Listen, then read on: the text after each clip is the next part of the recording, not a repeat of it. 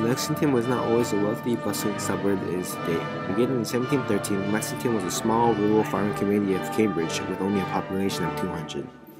Till the creation of railroads in the 1840s, Lexington's population grew very slowly because of its distance from urban centers such as Boston. As the arrival of many new immigrants congested the already crowded streets of Boston, many wealthier middle-class residents wanted to escape to the country life while at the same time maintaining their jobs. This became possible in the 1840s with the establishment of the Depot Square in Lexington. Wealthier middle-class professionals and businessmen were able to escape to the city life because of the easy commute to their jobs in Boston via the newly created railroad.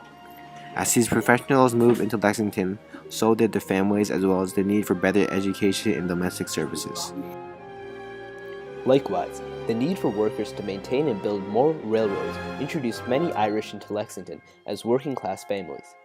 At its peak, 21 trains ran through Depot Square daily, bringing professionals to their jobs and farmers' produce quickly into Boston.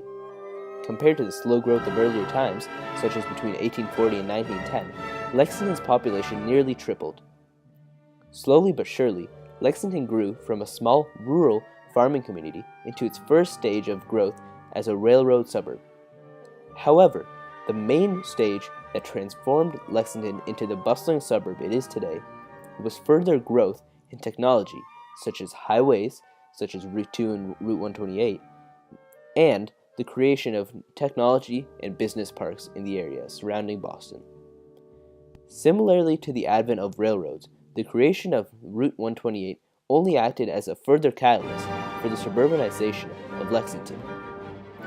Route 128 began to develop in the 1930s, but the main population increase came in 1951, as the main stretch of highway was finally opened. During the 1950s alone, the population rose from 17,335 to 27,691, and then to its highest point at 31,338 in the 1970s. The population growth was due largely to the fact that America's technology highway, office parks, and business offices were being created at a fast pace. Just like during the railroad suburbanization, middle-class workers now had a chance to give their families and children a quiet and safe neighborhood and still commute fairly quickly to work via the highway system. Throughout the entire expansion of Lexington, many older town residents believe that to maintain Lexington's roots, there must be a conservation of historical sites and houses. As seen today, places such as the Monroe Tavern and other landmarks have been preserved through such efforts.